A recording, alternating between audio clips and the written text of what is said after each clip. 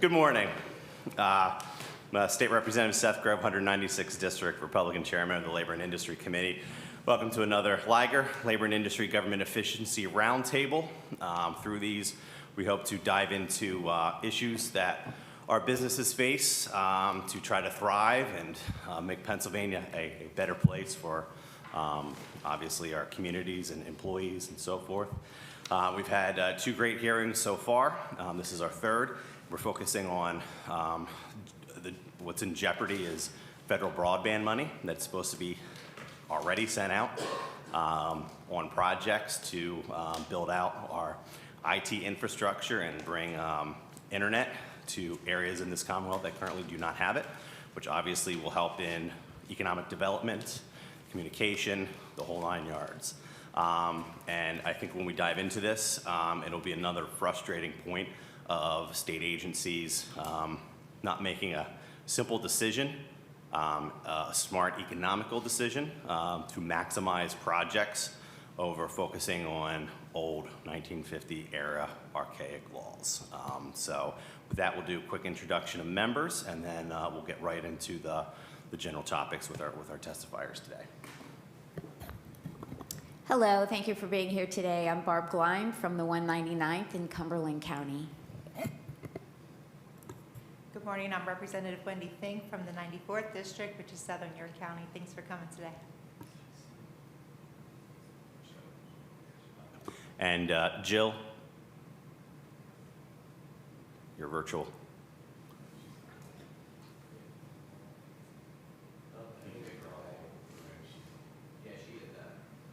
All right, we'll come back to Jill. She's virtual. We'll have members in and out. And we had a couple local meetings, so we have a lot of local members on the committee, so I'm sure they'll be in and out throughout the time. But gentlemen, really appreciate your time today. I know this is a big issue. It's a big issue for Pennsylvania. It's a big issue for America. It's a national security issue. It is economic development. It's business. It's individuals' personal lives. It is kids accessing the internet to get a better education, whether you're in higher ed or K through 12. Even adults trying to educate and upskill themselves, it's an issue. So it affects every American at every level, urban, suburban, rural, all across Pennsylvania. And I think Jill, you on there? You want to say hi? Yes, can you hear me? Yep, we can hear you. Okay. Good morning. I'm Rep. Cooper. I represent District 55 in Westmoreland. Happy to be here. Thank you, Representative Cooper. So today we have Todd Eachus, the President of Broadband Communications Association of Pennsylvania, Keith Hall, Vice President of Regulatory Policy and Interconnection for Armstrong, also a BCAP member. So gentlemen, I'll turn it over to you, kind of lay out, kind of big picture, what is this broadband authority, what is this federal dollars, how's it supposed to be used, you know, and then let's get into the details of why it's not out here in Pennsylvania. And I don't know if you have data from other states, but like kind of how other states have been already spending money and doing projects, and here in Pennsylvania we're at a complete standstill. And I think there might be a time frame on this money too, or something like that. There is, so we're under a time crunch too. So I'll turn it over to you gentlemen. Thank you for coming in and educating us on this important topic. Well, thank you, Mr. Chairman, and I want to thank the members of the committee who are here today. This is an incredibly important topic, not just for my members, but for the residents of the Commonwealth and very much for residents across the nation. Yeah, so I think this story starts back during the pandemic when, as ill-advised as it may have been, we shut the world down. And part of the reason that Pennsylvania and the nation's economy did not come to a crashing halt was because broadband providers allowed those connections for people to go home and work and go to school and do all the other things, just plain stay connected to their families, et cetera. That was a rousing success. We did not have to limit bandwidth, slow anybody down. That's because of the planning of my members, looking years out at what traffic requirements might look like, as opposed to what happened in Europe where they asked people to limit their broadband consumption. So based on that, there was a realization at a national level that there were those who were left behind by being frankly, unserved or underserved with broadband services. We all heard the horror stories of families having to take their students to the McDonald's or Starbucks parking lot just to download homework or complete assignments, et cetera. And then as we think how society and the economy has evolved and the unique nature of Pennsylvania, being a very rural and agricultural state, we had and have a significant portion of unserved rural communities. And when you think about the global marketplace for a farmer to be able to compete and bring product to market in a global economy, that connectivity is absolutely required. And if you think about rural communities, I've been told that this federal money is a workforce development program, and I agree with that, but I don't agree with some who have posited that the myth that cable companies and broadband companies are not going to hire thousands upon thousands of people to do this work. That is untrue. I think the workforce development is bringing infrastructure to small rural towns across this Commonwealth and letting them unleash their economic potential by retaining their folks, building Main Street, allowing them to build open businesses. We talk about the Commonwealth being a key geographic location in this country with our energy portfolio, with our potential to do so much to attract data centers and new business. Well, you cannot do that without broadband infrastructure and that critical high-speed connection to the internet. So as the nation looked at that, Congress did two things. They created under the ARPA program what was called the Broadband Infrastructure Program, which Pennsylvania was allotted $278 million. And then under the Infrastructure Investment and Jobs Act, Congress also created what is known as the BEAD program, which was a $42.5 billion program, both of which are designed to build out internet and broadband infrastructure to those unserved and underserved communities across the nation. So on top of the $278 million of ARPA funds, Pennsylvania is the recipient. The portion of that $42.5 billion is $1.16 billion coming to the Commonwealth to do this work. And we had about 279,000 unserved locations across our Commonwealth. And the federal government did something different. Usually, and historically, these federal programs are administered at the federal level. Instead, under these programs, they said to the states, we will allocate dollars to you, and you will figure out how to administer these funds and distribute them in the most efficient way that applies to your state, of course, within the federal guardrails.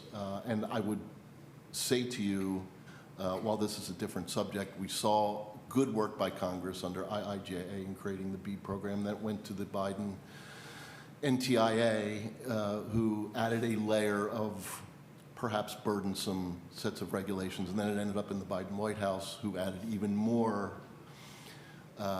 burdensome and perhaps progressive regulations on top of that. So by the time it got to the states, it was laden with some challenging elements.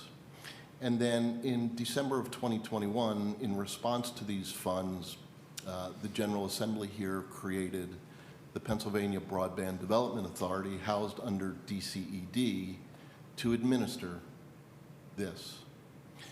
And as you all know, that board is chaired by the governor's budget secretary, in this case, Secretary Munson. And the board has several representatives from cabinet level departments, and then one member from each legislative caucus. Those 4 members from each legislative caucus and the chairman must be unanimous for anything to move through the Broadband Development Authority. So that's how we are set up.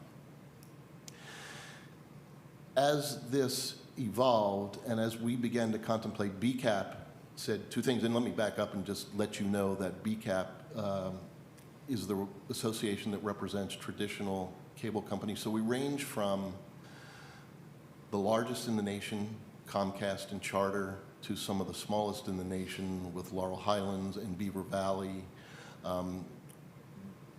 We have a wealth in this state of headquartered and many members of mine who are actually the inventors of this industry. Service Electric in the Lehigh Valley started over 75 years ago, having evolved into the broadband networks that we know today. Armstrong, Blue Ridge, Service Electric, Jackson Broadband. I could go on with our members, but we cover every corner of the Commonwealth and have been doing this in their local communities for generations. So we know how to do this work, and we know what our communities need. So as we began to look at this, we said a couple of things at the outset. And first was, if this remained a broadband expansion program, we have a reasonable modicum of success ahead of us. If this becomes something else, if this becomes social programs or benefits to organized labor, et cetera, we jeopardize the goal of getting service to every last Pennsylvanian. And so the focus of this hearing with that background is in late 2022 or early 2023, after the Broadband Development Authority told us that the Pennsylvania prevailing wage statute would apply, we took a look and recognized that there are no classifications for the workers who do this work, i.e. a cable splicer, a teledata lineman. And so we constructed a letter in July of 2023 to Secretary Walker at the Department of Labor and Industry, and we said, the state needs to create these classifications and attendant wage rates. And let me be crystal clear. In this context, we do not have a problem, and we're not fighting a prevailing wage matter here. We are simply saying that the appropriate job classifications for this kind of work need to be created. And their response to my July letter was, no, you will use the teledata lineman, or the journeyman electric lineman rate. That rate happens to be, with fringe benefits included, around the high 80s to mid $90 per hour. Something that my members and industry standards, those numbers are well above what this work does. Now, this has an impact on several things. While $1.5 billion or so may sound like a lot of money, to construct and acquire the materials necessary to build these networks, particularly in these rural areas where you may have less than 10 homes per mile, is extraordinarily expensive, time-consuming, and heavily dependent on an efficient labor force. And so we're talking about a wage rate that is not only not customary, but is about 65 or 67% higher than what is customary to do that, to do this work. And so, as you may know, and by the way, the effect is not only on the cost, but each applicant is required to put up 25% of their own risk capital as part of a match. So if you get an award, you have to put up, Keith here would have to, Armstrong would have to put up 25% of their own capital as part of that grant. The effect that has is that smaller members, smaller operators, who again have been serving their communities for many generations, either could not participate because the cost of labor was beyond their scope. And when we talk about sustainability and making these networks viable for years to come, those are all parts of the economics. And then the larger multi-state operators took a look at what Pennsylvania was doing, and some have made the choice that it is more efficient to invest their capital and compete in other states rather than come here. The number one driving factor was the failure of labor and industry to recognize what is industry standard and create appropriate job classifications and wage rates. I can tell you that a very large member of mine was awarded significant program dollars in the ARPA program and then surrendered those because the Commonwealth refused to go down the path of doing the due diligence of creating these wage rates. I will leave it there and we can have conversations, but I'd like to turn it over to Keith from an operator perspective. Thanks, Todd. Thank you, Mr. Chairman, members of the committee. Again, my name is Keith Hall. I'm with Armstrong. Let me just say at the beginning, in preparation for coming here today, I watched the last hearing you guys had, and Mr. Chairman, I loved how you said you used this platform as a deep dive into some of these issues, and I know that all of you have so many issues that you have to deal with, and we appreciate that and appreciate the extra time you're spending to do that deep dive into this important issue. It is important not just for our company and but more importantly for our communities, because as Todd said, there's approximately $1.4 billion coming into the Commonwealth of Pennsylvania in federal broadband funding under the two programs that Todd spoke about. So it's a significant amount of taxpayer dollars that both the state and those of us who partner with the state are entrusted with to actually deliver something that's very important for, as you said, economic development, education, healthcare, and a variety of other uses for broadband. Just a bit about Armstrong. Armstrong is the largest internet service provider with its corporate headquarters in Appalachia. We service all the way from Erie County in the northwest, all the way down to York County in the southeast. And we are headquartered in Butler, Pennsylvania, and have been family owned, have never changed our name in 75 years. We provide service to over 100,000 Pennsylvanians in that service area, and many of the areas that we serve, in fact I would say most of the areas that we serve are not urban, suburban, exurban, they are rural as defined by the U.S. Census Bureau. And every single day somebody calls us from Pennsylvania and says, can you please bring service to our home or our business? And I know all of you get those same calls all the time. I know that, but sometimes your offices call us. And we spend an enormous amount of time fielding those areas and attempting to determine, is there even a chance that we could make this work from a business perspective? Because obviously it's in our interest as a business to expand our network if there's any way that it can make sense. When these programs became available, we thought, finally, this is going to be the difference maker between extending service down the road where it's sort of a close call, and this would be the one thing that would get us over the hump. We service 6 states, from my home state of Kentucky, you can probably tell from that accent, all the way to New York. And I can tell you, as the person that sort of is in charge of making these decisions, that there are 2 states that we don't participate in because there are significant issues with that we have with their policy. 2 that we are proud to participate in, and 2 that we are still considering. We are proud to participate in Pennsylvania, and we have nothing but respect for the Pennsylvania Broadband Development Authority and DCED. Our issue is with labor and industry, which I know is what this committee is focused on. And I'd like to just take you through, if it's all right, Mr. Chairman, a case study of something that we have bent over backwards to try to fix. And I think you're going to be surprised by what I have to say about something that has happened within the past year.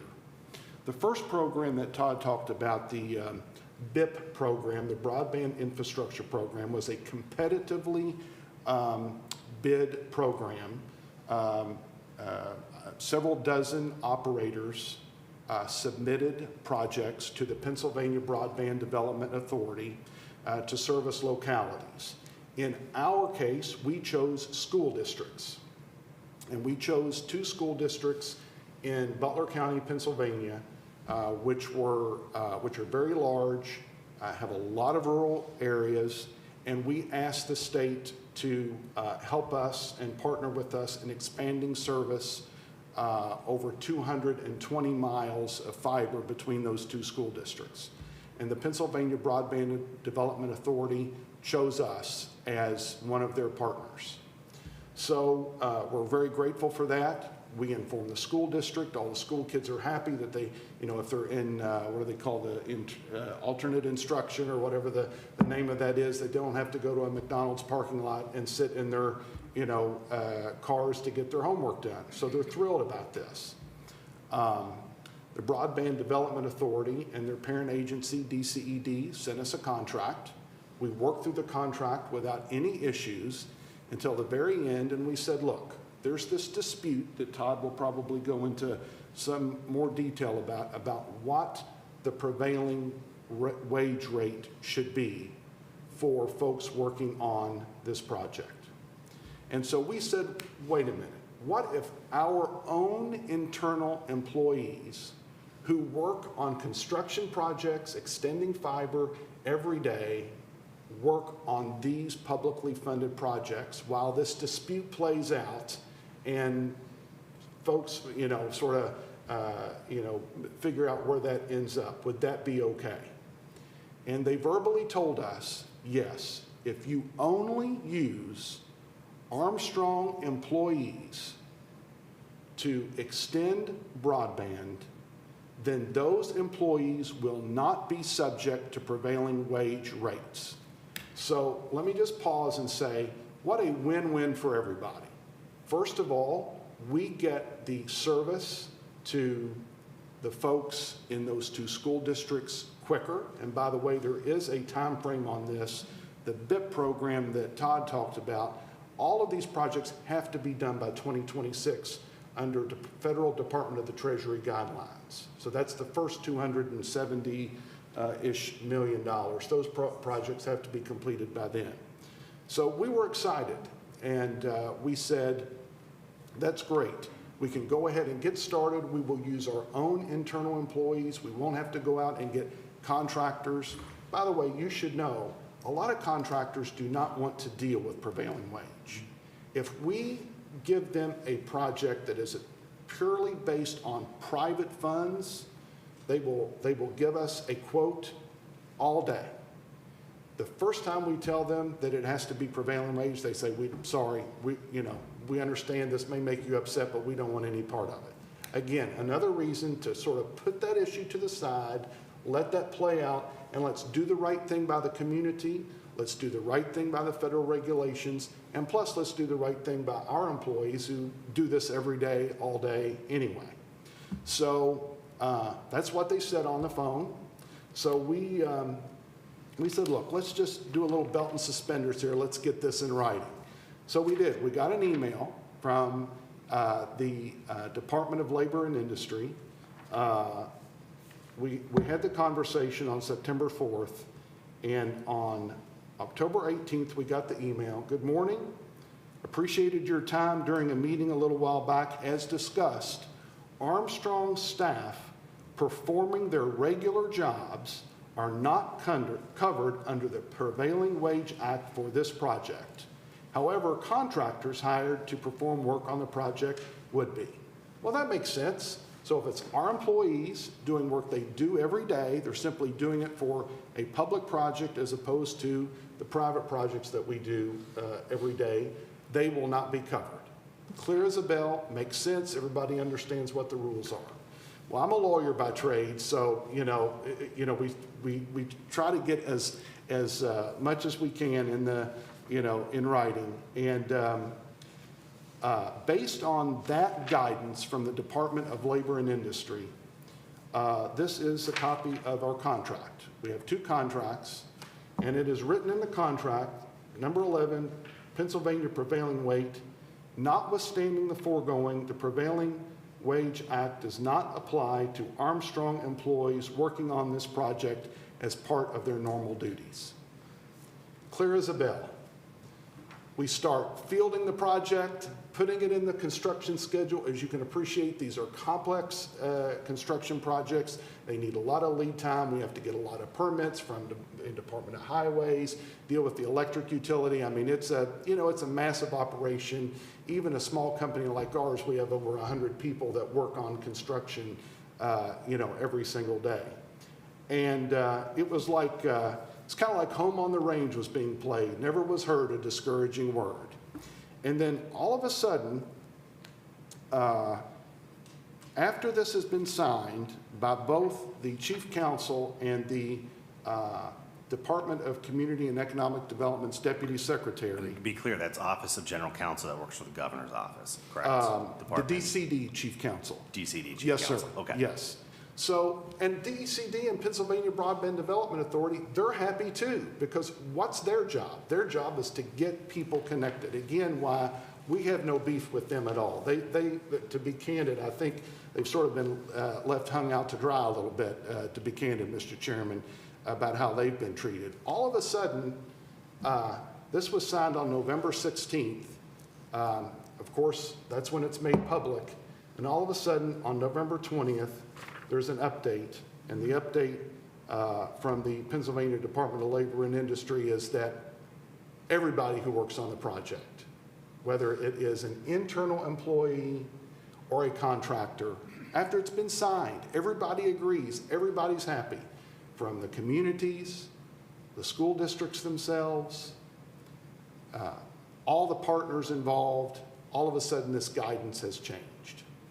So, I tend to be somebody who tries to sort of try to find the best and think, well, there's just been a miscommunication here. Something has happened. And we asked Senator Hutchison, who is the senator who represents where these projects would be, to personally go to Secretary Walker and explain this situation. We relied on your staff's opinion. You put it in writing, you said it verbally, it's in the contract, everybody's in agreement. And we got a letter back that was sent to Senator Hutchison from the Secretary saying, we're aware of the prior miscommunication with Armstrong and have taken steps to ensure that clear guidance on the scope of prevailing wage coverage for in-house workers publicly available. And then it says that that it's our understanding that Armstrong has been offered to be released from these projects at issue without consequence. Well, who loses then? It's the communities who lose then, because the second program Todd talked about, those projects will not be done until 2030 at the earliest. And so, if something has to be done by 2026 versus 2030, you're going to choose the community. So now we're left dealing with this situation. And it is, in my view, an example of the lengths to which somebody will go to just to have these, wage rates, which do nothing but cost the taxpayers money. These two projects are just over $16 million. And I talked to our CFO in preparation for being here today, Mr. Chairman, and what I can tell you is we believe 4.5 million of that 16 plus million could be reduced, because I know this roundtable is about government efficiency. In just those two projects, 4.5 million could be taken off the top if they will simply go back to the position that they had when the contract was signed. Just to be clear, we pay for 25% of that, but all of us pay for 75% of that. Now, that's just $16 million out of 200 plus million that have been awarded in that program. So you can do the math. It's a significant amount of money. It's over 25%. It's about, 28%. Yeah, and that's, in a time where that money could be used to expand broadband to other areas that don't have it, it seems to me that would be a better use of money than, and obviously they thought that too. And that's why they made the ruling that they did in the first place. So I'll pause there, happy to take questions, and Todd can clean up my mess. Yeah, I would simply say that with $1.5 billion at stake, there are those in this Commonwealth who will tell you that irrespective of what we charge, we will still get every Pennsylvanian served. Unfortunately, a 67% or so increase in wage rates takes dollars off the top. And yes, they still may be able to get the job done, but they're going to get the job done with less capable technology that is going to have the net effect of leaving behind those Pennsylvanians who get those less capable technologies in 5 or 10 or 15 years, and we're going to be back to the same place. So there is a lot to unpack here. I will simply close and give it back to you, Mr. Chairman, by saying, as you well know, or may know, BCAP, along with 2 other parties, have appealed this to the Prevailing Wage Appeals Board. We started out with 5 scheduled days of testimony and hearings. We are now on day 11 with 2 or 3 more currently scheduled. And we will get into this through the questions about some of the stuff that has come out there. But it has been an extraordinarily expensive endeavor to try and clarify this and get the right thing done in the Commonwealth by my members to have to litigate this. So I just want to start off on general timeline, right? So we have kind of 2 pots of money we went through, right? The ARPA bit money, $278 million. Let's start with that. Administered under U.S. Treasury. Under Treasury. Has that been spent, or is that still sitting there at the Commonwealth level? So interestingly enough, in April of 2024, awards were made and announced with the match. PBDA let $404 million of projects. It took, after that, the award announcement, it took more than 6 months to get contracts before the award recipients and signed. And so the answer is we are coming up on 1 year and not a shovel has gone in the ground to date. And like the due date for that, again, is February of 2026. The statutory requirement from U.S. Treasury is that those funds are incurred and spent by December 31st, 2026. And we are at the end of March. We are adding March. And look, there are so many peripheral issues beyond the scope of this hearing, but I will tell you that part of the driving troubles is, A, we have 4 seasons here in the Commonwealth. We cannot build Correct. 12 months a year. But second, we're averaging, our folks don't own any poles. It's either the phone company or the electric companies, the utility companies. We need agreements and the work done to prepare poles for attachment. That is currently at more than 200 days for application to approval just to attach. And then there are other, local permitting challenges, railroad crossing challenges. All of these have the net effect of inducing delays and extra time into the actual construction process. So let's ignore there's government money. Let's just say you're going in and you want to do an expansion of telecom. Right. From start to finish, how long does that normally take? Just preparation takes close to a year, and then the construction phase itself is dependent upon topography, geography, and seasonal weather factors, et cetera. But it depends. If things are going well, crews can do several miles a day. So kind of like based on your normal timeline and stuff, is it possible to spend that money by the deadline? Like like without some magic wand of government sweeping in and just saying, we're doing it, we're waiving, just get it done. From where I sit, I think it will be very, very challenging to meet that deadline. Right. So potentially right now, we've lost out on $278 million of federal dollars. I think you mentioned $404 million of projects in. total, because we're missing on close to $500 million Right. of infrastructure for our residents. Yes. And by the way, notwithstanding with. That's not even getting into the prevailing wage issue we're dealing with, right?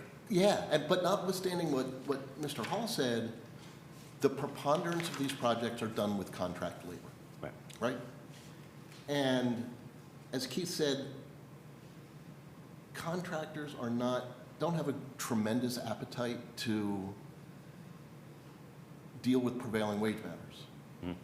And so what we find is those crews that are here are all of a sudden committed in West Virginia or Ohio or South Carolina or somewhere else.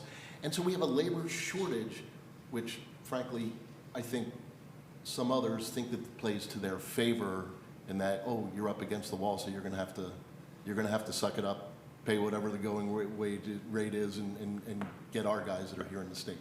That's the trap that we're in. Gotcha. So let's go over to the big chunk of money, the $1.16 billion. Yes. Does that have a timeline for completion? So it does. It's 2030.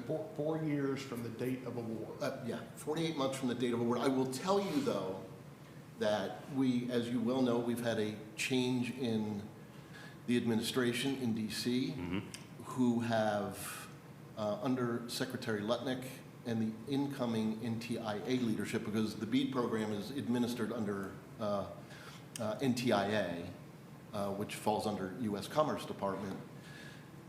Wisely, the new administration has taken a look at some of those things I referred to earlier as the previous administration's All those NTIA added and the levels White of House regs, right? built some. So they are taking a look, and actually today is the confirmation hearing in the U.S. Senate for the new NTIA administrator. They are taking a look at several material elements of the BEAD program, such as affordability matters, some DEI issues. And so we expect some changes to that program, and it's unclear right now what that implementation will look like, whether they're going to ask the states to go back and seek waivers, or they're going to ask them to go back and resubmit their plans. I don't know. We don't know what that looks like right now. I will also tell you that under the U.S. Commerce Committee in the U.S. House, of which Congressman Joyce sits on, the chairman there has offered a Speed for BEAD piece of legislation that would, in theory at least, put a preemption on state prevailing wage laws, and we're obviously in favor of that. I don't think in the political environment down there that it gets done, but it's a signal to NTIA that we may see some favorable rules from a federal perspective. I just find it tragic that the Commonwealth can't get its own house in order without a federal save by the U.S. Congress. All right. And that 1.16, that also requires a 25% match. Minimum. Correct. Minimum. Yeah. Minimum. And you should know, Mr. Chairman, sorry about that. The folks at my company usually don't want me to have a microphone. I get a little nervous. Oh, we enjoy it, so go ahead. 25% is the minimum. In most cases, all ISPs are putting up additional funds in order to ensure that they put the best bid forward. So that's just the minimum threshold. As I told you before, I deal with 6 states. I can tell you that Pennsylvania is an outlier as it relates to state insisting on these state prevailing wage laws and even reversing. What other states? Sure, Kentucky, West Virginia, Ohio, New York, Maryland, and Pennsylvania are our 6 states, and you are an outlier. So we're an outlier to New York and Maryland, who are heavy union states. Correct. Yes. Wow. Yeah. And, what I can say is it does make a difference when we choose to, where we choose to invest. Because we can't do every project that we want to do. Even with public-private partnerships, we can't do it because there's timelines. We don't like to overpromise and underdeliver. We've been in business 75 years and owned by the same family and operated by the same family for that time, so they don't allow that to happen. So Pennsylvania is an outlier. We thought we had a good way to handle this by simply saying if we use our own employees, we won't have to deal with those issues. The contractors are happy, everybody's happy, and they reverse course after the contract had been signed. Yeah, signed contract, everything's good to go. Yes, sir. One state agency goes. That's Right correct. from under. And at the end of the day, you're hurting kids. That's correct. We're trying to get an education. That's the issue. This is a school project to Yes. help students better educate Yes. themselves, and Labor and Industry Committee came in and completely eviscerated that. Is that project even moving anymore? It is moving, and I'll tell you why. Because we were given basically what I would call a Hobbesian choice between letting school kids not have internet after we've already promised it, and everybody, from the top on down has blessed it, and then going back to them and say, well, at best, you're only going to get it, in 4 years. And we're not that kind of company. Right. Many of our employees have live in those school districts. They have kids that go to school. They have parents that need health care and don't want to always have to go to the doctor if they can do it, virtually. One point I want to also just elaborate that or emphasize that Todd made. We compete. I mean, this is a competitive business. We compete with Verizon. We compete with Comcast. We compete with cell phone companies. What we compete in the marketplace, we are all in agreement as it relates to this prevailing wage issue. In fact, it isn't BCAP or Comcast, the largest member of BCAP, or us that is the primary plaintiff in this prevailing wage proceeding that Todd is talking about. It's actually Verizon. We are all, united in we want to connect people. We want to expand broadband. We don't want this once-in-a-lifetime chance to pass us by. And so, therefore, we are all united, attempting to get, some efficiency focus, which I think, is the focus of what you guys are here about today on this topic. It's a large amount of money, and, in our case, we will get the project done by 2026, but the more uncertainty there is, including from labor and industry, about this question of whether internal employees are exempt or what the actual rate is, whatever, all those uncertainties do add risk to not being able to complete it. We will complete ours, Right. but there will be others who won't be able to. Right. So that Delta Gap, the $16 million that project is now Yes. at. 2 projects. Yes, Two sir. projects. Yes. Who covered, because obviously you were planning at one labor rate, and then you had to bump Yes. it up at another labor rate to Yes. get this. Who funded that delta? Who funded We that do. difference? So let me So explain. you put more money into that project Yeah. to make sure it's done. So let me explain how that worked. First of all, these are reimbursement grants. Mm-hmm. So even though we have a budget that's been approved, if we don't so spend you- that much money, then we don't get reimbursed for it. Mm-hmm. So think about this. When the state approved $16.5 million for those 2 projects, if they had stayed with the initial interpretation, the state would have had a savings of 75% of $4.5 million. So, and that could have been used for other infrastructure projects to further close the divide. But instead, they've chosen not to do that. And I want to be clear, this was not the view of the Department of Community and Economic Development or the Broadband Authority. This was labor and industry with their heavy hand coming down on this particular topic. And it's a heavy hand. And that's what it is. I appreciate you Yes. coming in and talking, because I have no doubt there could be retribution from that agency coming in on private business. Yes. They have the ability to fine and do all kinds of nasty stuff, which is why we have this committee set up to make sure that A, you're protected, and make sure that there's no retribution for your committee or your company, but also to make sure that the department understands the repercussions of their actions. This was a unilateral action Yes. by one agency, Yes. and completely has increased costs for state. I mean, that $4 million could provide additional supports Yes. for another school district somewhere in the Commonwealth. Yes. To provide better education. All right, I want to get back on the timeline though. So the 1.16 billion, how much of that has been spent so far? None of that has been spent. So that is sitting there, Correct. hopefully an interest-bearing account. I don't know. I'm putting my money-making hat on here for a little bit. Awards have not even been announced yet. Wow. And timeline, I mean, we're looking years, light years Yes. out. Correct. Wow. All right. You ready? Representative Gleim. Thank you for being here today and for your testimony. Some of what I'm gathering here is there's been a failure of L&I to establish industry standards.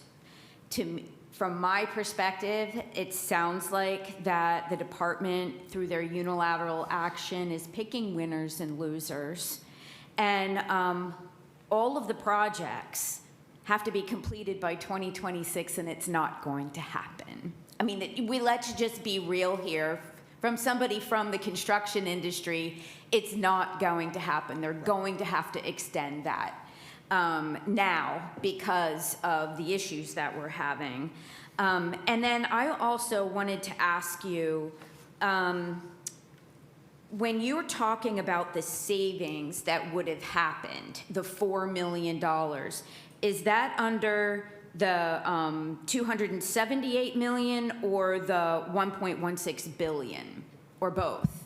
That's under the $278 million program. Okay, so if you're actually, we calculated around 28% there would have been a saving of $77.8 million. Think about that they're taking away from the 278 million. That could be, again, spent on other projects because they want to pick winners and losers. I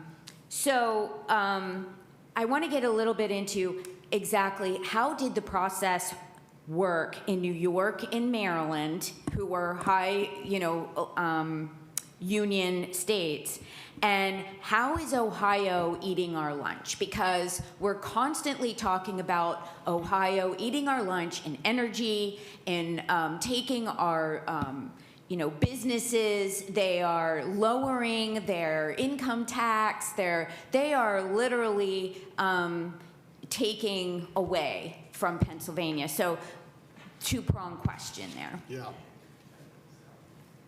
I am.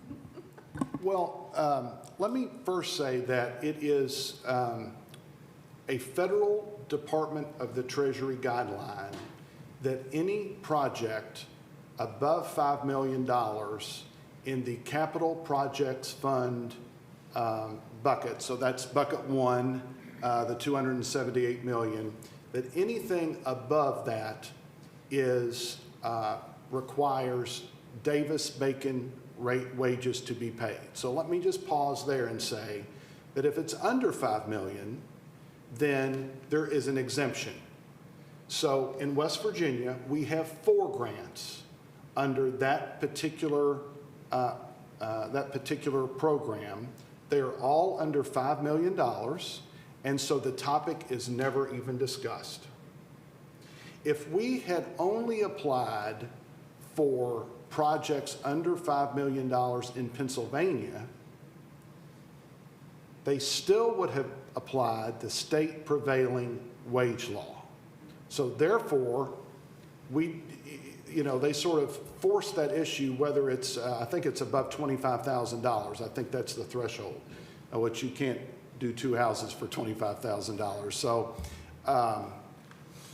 yeah, so that's, in other states, what they have said is, we don't want to get into this issue. If you don't want to do Davis-Bacon, then use the $5 million exemption, and that's how all the other states have done it. We are currently doing the long driveway program in Maryland, in one of our counties in Maryland. They simply issue us a purchase order and say, go build it, prove that you've built it, and we'll reimburse you.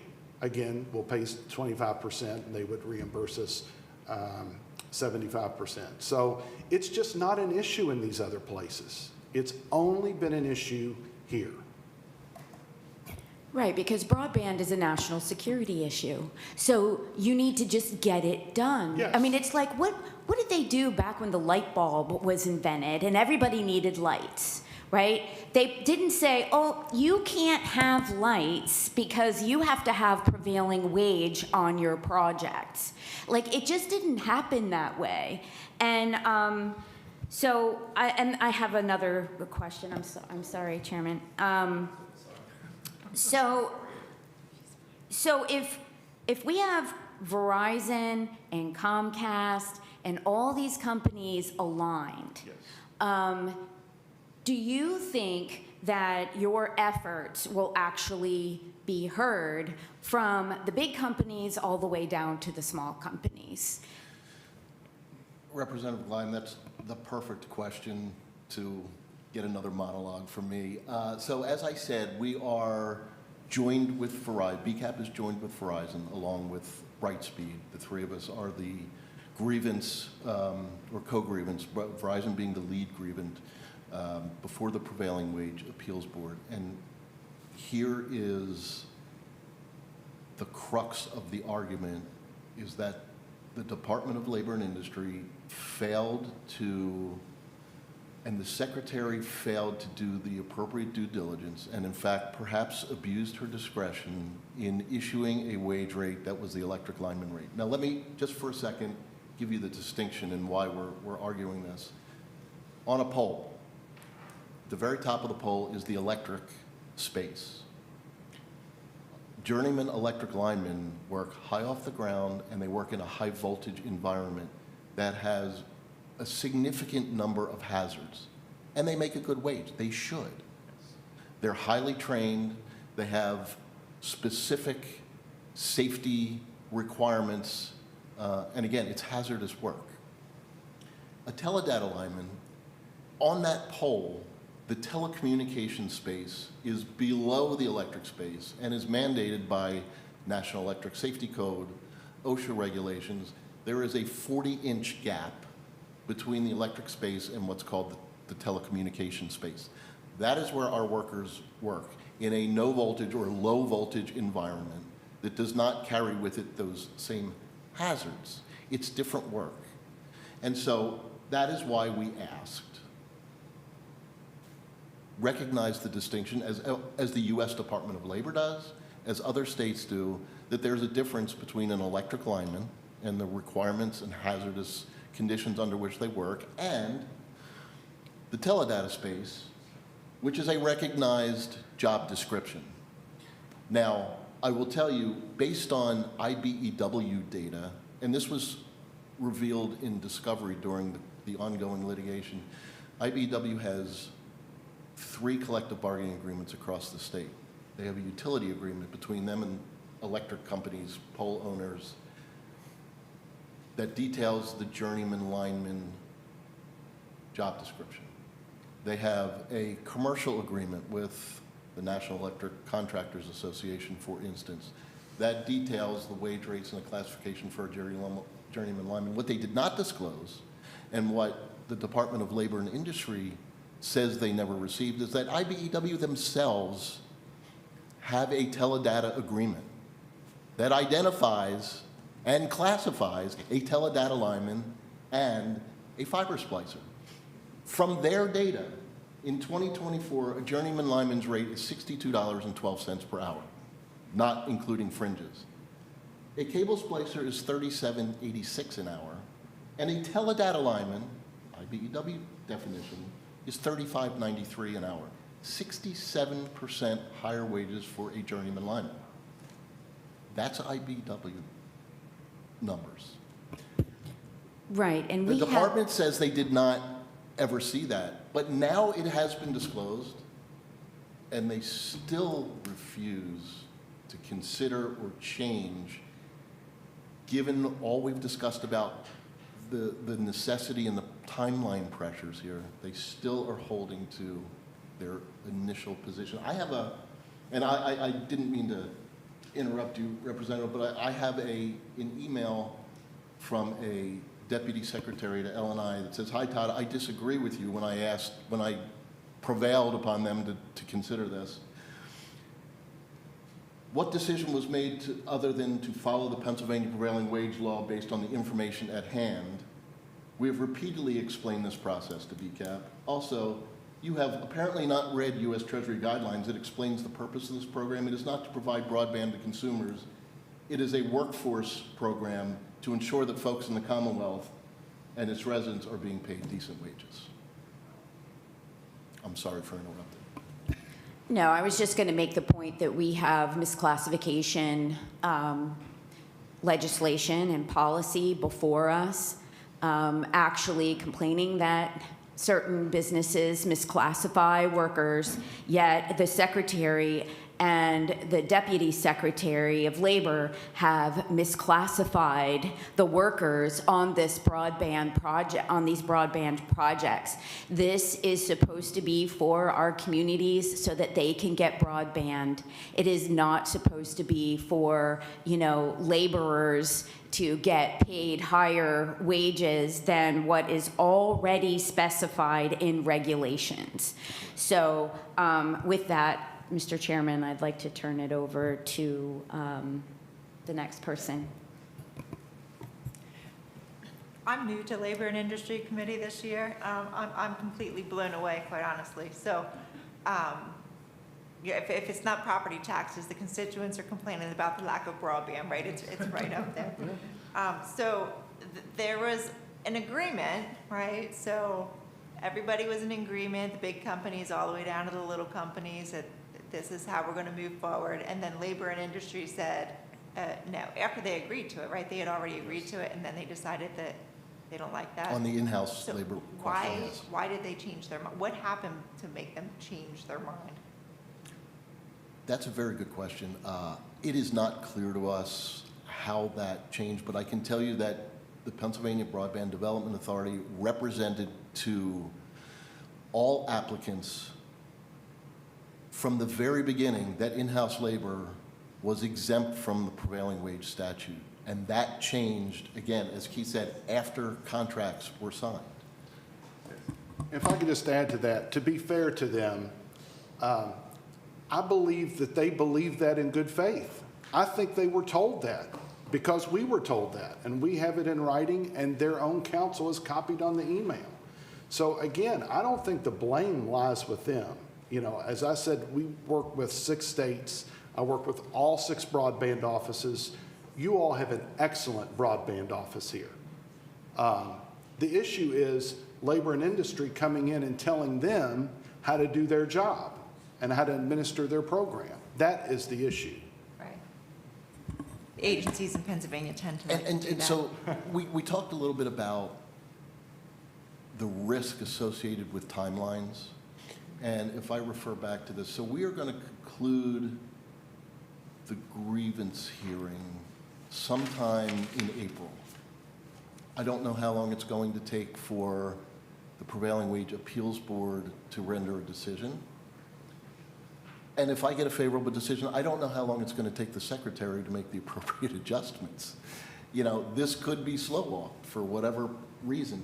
However, the real risk here is that aside from just a classification question, there are several questions, I think, at law about how the department, how the secretary conducted the process of responding to the request for the creation of these classifications, And the biggest one, the statute clearly says that any public work that is competitively bid, it is the responsibility of the Department of Labor and Industry to publish prevailing wage rates prior to the opening of any application or bid process. That was not done under BIP.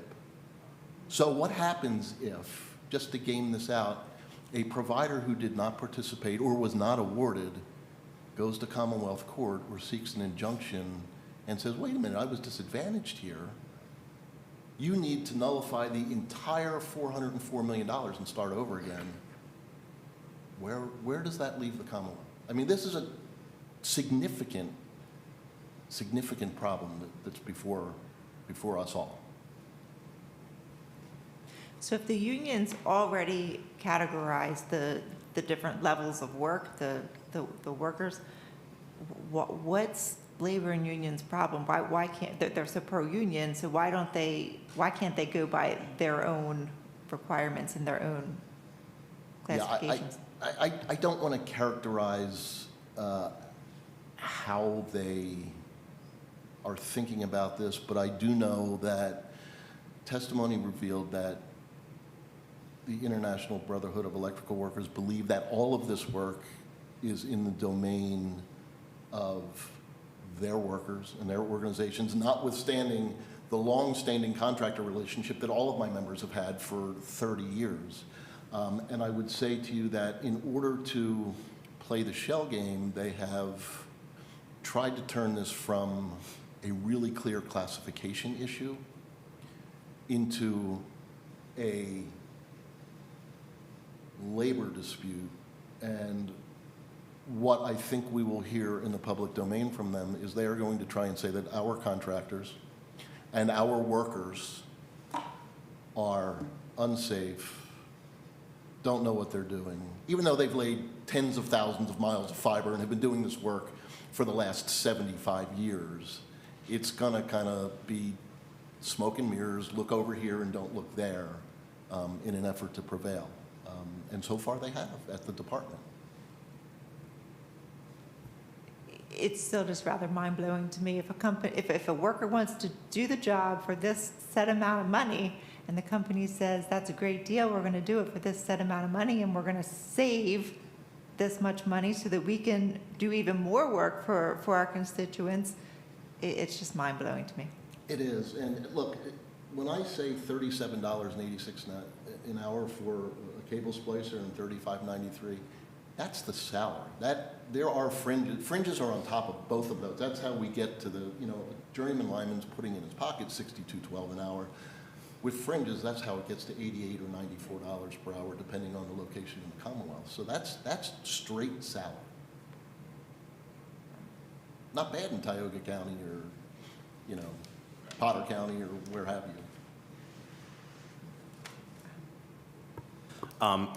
During discovery, was it ever asked the department, going back like the 4 days between the release of your contract and when the department sent, their notification? Was there any discovery around that specific project as far as an email from some entity that may want to gain the system a little bit? Was that? No. Thus far, the proceedings have focused simply on the department's application of the statute, specifically whether the secretary abused her discretion by. Under discovery, there was no proof that she delegated her authority to Bureau of Labor Law Compliance, who handled all of this. There's not an email, there's not a phone call, there's not a memo. Right. Do they use Signal app? No, not at all. Just curious. The other question, I think that is before that body, and whether it is in the scope of the appeals board, is part of the record is a party that won a bid would apply for a prevailing wage rate to the department, and within 40 or 45 minutes get a response. They use the electric lineman rate, when the statute clearly says that it is required that the department consult with the prevailing wage advisory board on these matters. Right. Clearly never done. And then, of course, the third question at law is the publishing of wage rates prior to the opening of any competitive bid process. Right, yeah. So I want to get into the job classification too. So with a journeyman electrician, obviously very dangerous work. Absolutely. High powered, you do the wrong thing, you're dead. You're dead. Right. 100%. Telecom, maybe some electricity, is it enough to? Low voltage. Low It's virtually voltage. no or low voltage. All right. right. So if we now apply outside of the wages, is there additional safety requirements for that level working on a telecoms line that you now have to apply to those telecom lines that would add cost to the overall project? No, there's no specific ones. They're just saying that a journeyman lineman is what is required to do all of this work.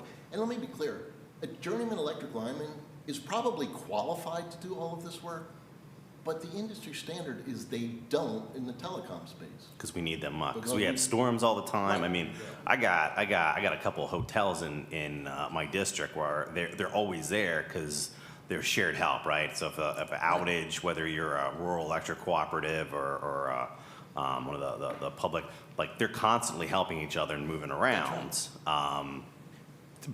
But they're not going to use journeymen to do the job, right? They're just going to take the telecom workers who normally do this and just give them a higher wage or Correct. whatever. That's all that's happening. That's all that's happening. No new regulations, no new safety. It's literally we're taking Correct. someone who is getting paid a fair wage to do this and try to jack up that wage Correct. to a higher level, taking away money that we could do projects with. That's all that's happening, right? Correct. And to be absolutely clear, when you do make ready on a pole, sometimes electric needs to be moved. Right. We will use a journeyman lineman. We'll contract with Henkels and McCoy and Right. pay the appropriate wage rate Right. for that work. But to attach in the telecom space, nobody pays the electric lineman. And one point I want to make on that, when L&I requires that, they're jamming the taxpayer Right. at a 75% amount. This isn't just about jamming a private company. I'm only here a quarter of the interest. 75% of everybody's interest in here is in the fact that they're jamming the taxpayer and taking that money away from something else that it could be better used for. Right. And to me, that is the real crime in this. Right.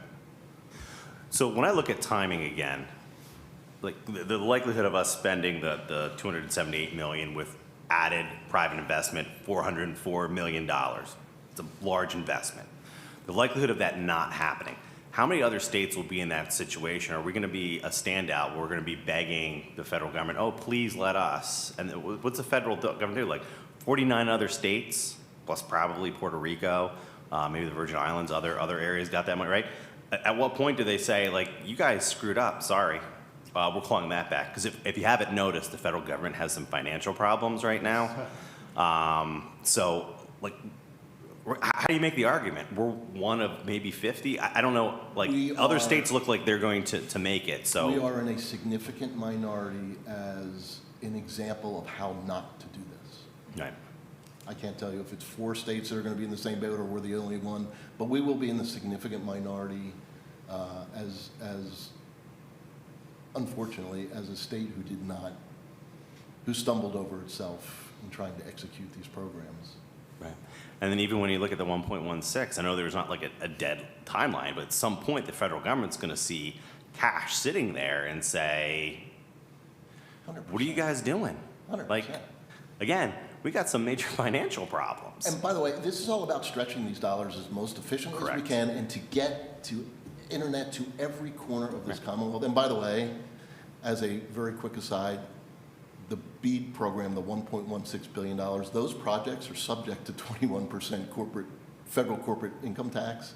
So if you get $1 million project, you're paying 210 back to the federal government right off the top. Wow. So that shrinks the spending power of those dollars. Right.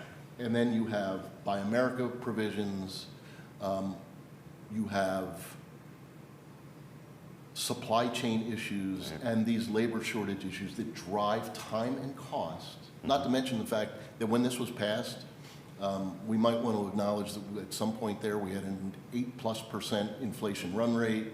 It's not fully cooled. The spending power of that $1.1 billion is not what it was in 2021.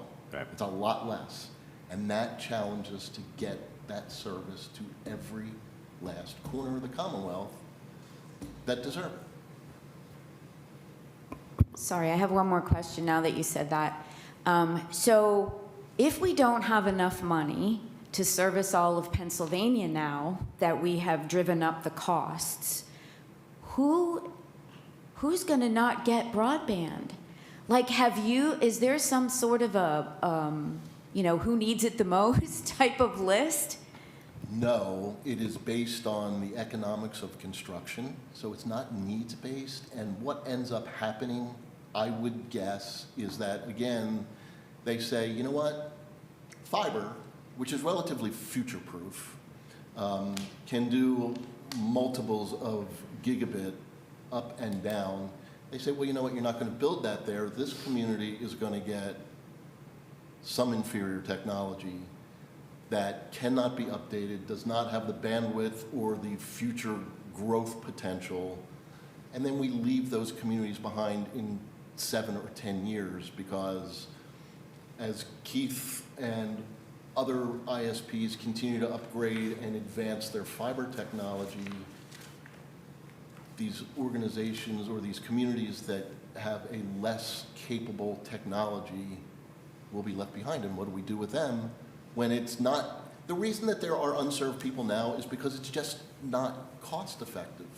If you're building 10 homes per mile and very generously 6 or 7 people take that service in that mile, you're not even covering your pole attachment costs. And keep in mind that these programs are for the construction of these networks. Save the 25% that these companies are going to already invest. But after those construction dollars are gone, that's it. It falls on them to maintain, upgrade these areas well into the future with their own private risk capital. And I will just add very quickly that part of the risk here is as you see dwindling interest by established providers, there is a market of private equity, risk capital organizations who want to come in here, cash a U.S. Treasury check, and they don't plan to be here in 3 or 5 years. And that's what this all fosters. Thank you. I just want to say that I live on a farm and I need broadband. I don't have cable. I have businesses in my agricultural areas that could not get on the internet. They could not do their business. And as much as this, administration doesn't like the federal administration, they turned to Elon Musk and got Starlink to help their businesses out because they couldn't wait any longer. And, as technology is, going crazy, this may be, controversial even in this hearing, technology may actually advance faster than these projects. I'm just, Absolutely right. The longer we wait, these companies are going to turn to alternatives that perhaps could be even more unstable, in a way than what you are actually doing. But they are desperate. So the faster that we can finish, get this resolved, the more that Pennsylvania will be able to capitalize off of everybody's work and get everybody up and running on the internet. So thank you for being here today. Thank you. And I would just say to you that you are so right about the application of Starlink, which is classified generally under what's called low Earth orbit satellite connectivity. It's amazing. It truly is. It's tremendous technology. The problem is they are constrained for future growth because of spectrum. And beyond the scope of even the state. This is a federal issue, but what do you do with spectrum policy as you look to grow these networks, which is why fiber is the gold standard. Spectrum is finite. You've got the Department of Defense competing for spectrum. You've got auto dealers or auto manufacturers competing for spectrum as we evolve auto technology and the safety things there. We have first responders competing for spectrum. And so we're spectrum constrained, and that's why fiber remains the gold standard here. And that's why we need to push it as far and as deep as we can into the Commonwealth, because as AI evolves, not only can farmers bring product to market, but smart energy, smart management of crops, all of that requires significant connectivity and significant bandwidth, let alone the opportunities for telemedicine and all of those implications that are very near to coming down the road. So thank you. All right, so number one, thank you so much, both of you, for coming in and explaining this. I know the general public is probably like, just get me internet service. Why can't you get me internet? You have billions of dollars, just get me some freaking internet service. And we're here talking about a very archaic wage issue that should have been already resolved. There's classification, everybody knows there's classification, but political games and incompetence have led to hurting our own constituents. This is literally a great example of how government hurts its residents over stupidity every single day. And you wonder why people are frustrated and just ticked off at this entire system, because it's not working for the general public. It's working for a few special interest groups. And that is the most insulting aspect, I think, of this job as I've had my tenure here. Just watching it time and time again. Big government bureaucracies with big programs will always fail the residents. If government got out of the way, these projects would have been done on time, under budget, with professionalism, and at the end of the day, helping our kids and our businesses and our workers deliver much needed technology so we can continue being that shining light for the rest of the world. So gentlemen, thank you. We will bring this forward. Just a mention for members, Representative Pickett does have a co-sponsorship memo. Yes. Dealing with this. I doubt my colleagues in the Democratic Party will move that bill anytime soon. But you know what? We are here to fight and do the right thing on behalf of our constituents. And we know for a fact that access to broadband is not a partisan issue. It affects every area of our Commonwealth. I have areas, I know Representative Fink and that southern end, like, it's tough. Representative Klein, like, it's not just South Central, it's urban areas, suburban areas, so forth. So we appreciate your advocacy and fighting on behalf of the citizens of this Commonwealth. And I know companies get a bad rap, but at the end of the day, you guys are literally fighting for the people of Pennsylvania to make an efficient system, use their taxpayer dollars effectively and efficiently, and you're fighting a government entity that is trying to make it less efficient, more costly, and provide less deliverables to the people that elected them and they represent. So I thank you for being good Americans. Appreciate it. And with that, we are concluded, and can't wait for the next Liger. And I hope that once again, the department is watching this, and will do the right thing on behalf of the residents they represent, and we will keep fighting with you to make sure that happens. So thank you, gentlemen, very much, and we are adjourned. Thank you.